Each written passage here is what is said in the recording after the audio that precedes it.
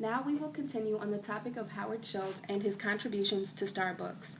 Previously, we described Schultz in terms of his personality driven by strong intuition, his values devoted to honesty, equality, and responsibility, and his motivational style in accordance with Maslow's need hierarchy and McGregor's Theory X. We also spoke of him pursuing a call to serve through servant leadership, as well as his transformational leadership style, his commitment to serving coffee that is ethically traded, and the contributions made to the communities and developing nations, and finally, the strong organizational culture that he has established with the Starbucks brand name.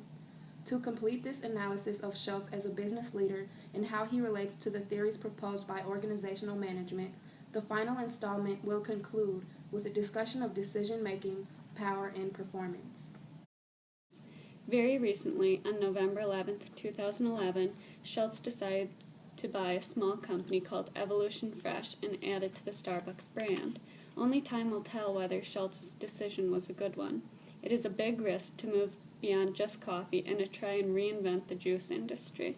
Starbucks will be opening a whole chain of health product stores, but only after trying out the products in the coffee shops on the West Coast, where Evolution Fresh is from. This is a good idea, as it may reduce the chance of escalation of commitment. Products will be introduced, and if they fail, Starbucks can cut their losses before they invest too much into them. There are mixed reactions to the decision. The health industry is growing due to the increasing interest in organic food, so some see the acquisition as logical. Also, they predict that the Starbucks name and marketing knowledge will help the products sell. However, many are doubtful as juice is not a necessity, and other upscale juice companies have struggled recently. Some point out that this is completely new for Starbucks and hope the company realizes all of the possible consequences. However, Schultz defends his decision, claiming that this will succeed, as Starbucks' business model has prevailed in the past where others have struggled. He also promises to keep Starbucks from changing too radically in a short amount of time. In order to make this decision, Schultz consulted with Jeff Hansberry, who is very experienced in the beverage industry and who runs the consumer products business unit at Starbucks. Based on this information, it is likely that Schultz used bounded rationality to make this decision. It is impossible for anyone to make a completely rational decision, as no one person can be completely aware of all options and calculate the likelihood of success for each. Instead, leaders may use bounded rationality, in which managers pick the first good enough or sufficient suggestion by using heuristics or biases. Schultz likely used the availability heuristic. He asked Hansberry for advice because he was easily accessible, familiar with Starbucks, and an expert. Schultz was probably biased by Hansberry's advice and may not have consulted enough other experts. Based on his past decisions, Schultz also probably used his intuition to make this decision. Intuition is a gut feeling that an action should or should not be taken. When Schultz was deciding whether or not to close all Starbucks for a whole day in order to retrain the baristas, an action that would attract negative media coverage and cost Starbucks a lot of money, he recalls how he knew that closing the stores was the right decision, even after some slammed the decision and said Starbucks' brand was irreversibly tainted.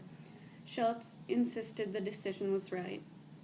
He even wrote, "There are moments in our lives when we summon the courage to make choices that go against reason, against common sense, and against the wise counsel of people we trust." Schultz uses intuition and does what he believes is right in his heart, and it is likely he did the same when buying Evolution Fresh. Howard Schultz possesses tremendous power or the ability to influence another person. Different leaders use different interpersonal forms of power. Schultz seems to use expert power and referent power in order to influence his employees' behavior. Expert power is the power that comes from being able to share necessary and specific knowledge and skills. Although Schultz is a CEO now, in the earlier days of Starbucks he also worked as a barista and possesses an incredible amount of knowledge about coffee. He is able to describe the best way to make espresso and why milk cannot be steamed ahead of time and then re-steamed for the customer.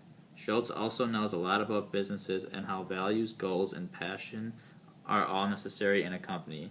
Because Schultz possesses this knowledge and is able and willing to share it, he has power. His expertise causes people to follow his example and listen to him. Howard Schultz also uses referent power, which is the ability to influence people by making them feel special and using charisma. Schultz tries to be respectful to all and wants people to feel special. He mentioned how he does not want employees to feel pressure to exceed expectations right away.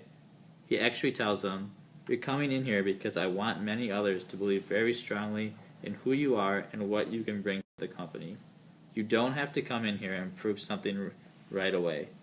Schultz also mentioned his desire to recognize people and celebrate their accomplishments when they do well.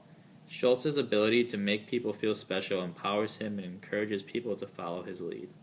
We believe Howard Schultz's sources of power are very effective because they both support people. People receive knowledge and self-esteem from Schultz. These sources of power encourage people instead of threaten or reward them, both of which only lead to total compliance and can easily fail. Schultz's sources of power inspire and satisfy people, and they motivate them to work harder for him. Many different influence tactics are available to leaders, with some being more effective than others. Howard Schultz primarily uses consultation, as he really values people's ideas and input. He has spoken about the importance of the whole team and how he does not think of himself as better than anyone else. He wants people to participate and share their ideas on how Starbucks can improve. When hiring for open positions, Schultz in fact looks for people who think big, speak their minds, and challenge the current systems. In addition to consultations, Schultz also uses rational persuasion to influence others. For example, in a memo that was leaked February 2007, Schultz wrote about some of Starbucks' main problems without anger, but by pointing out facts and explaining logically. Both of these tactics are extremely effective.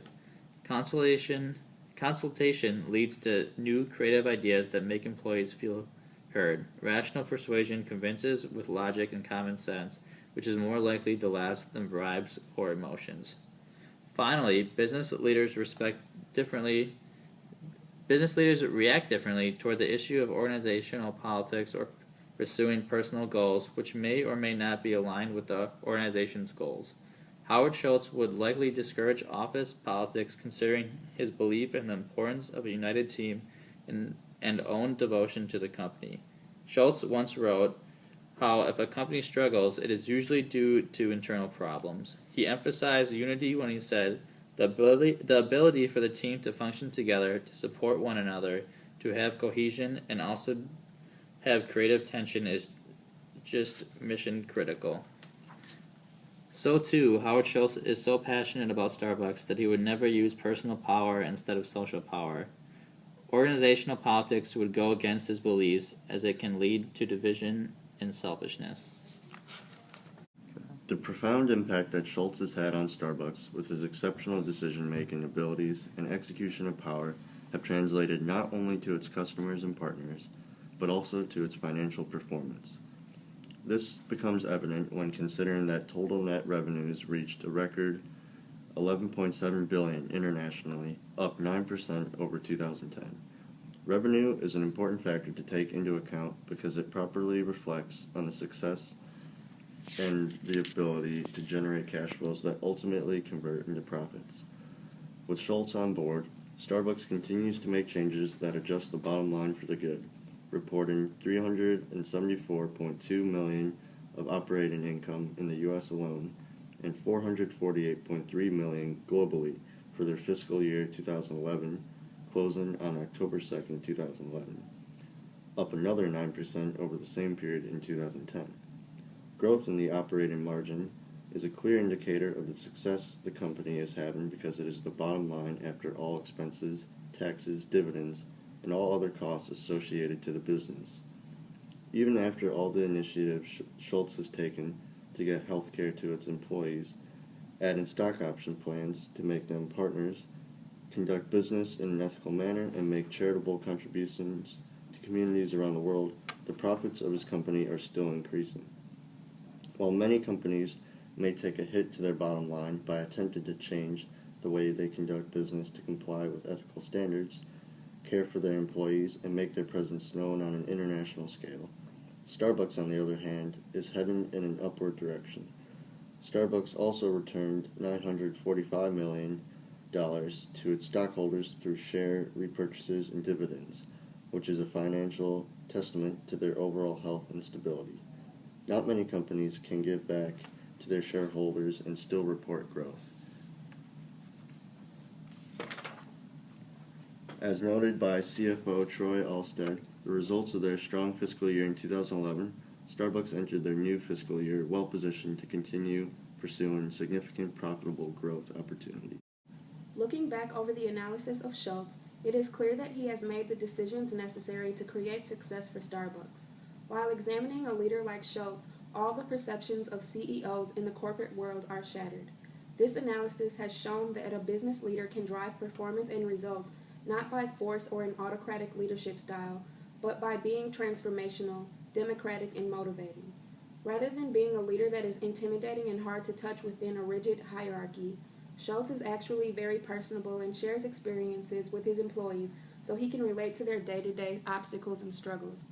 He uses his power in a responsible way and cares about the communities around the world in which he conducts business, which are reflected in his decisions to comply with ethical standards. Overall, Schultz is a leader that relays the fact that it is not just about the money, but in this situation, it is about the people, the product, and the service.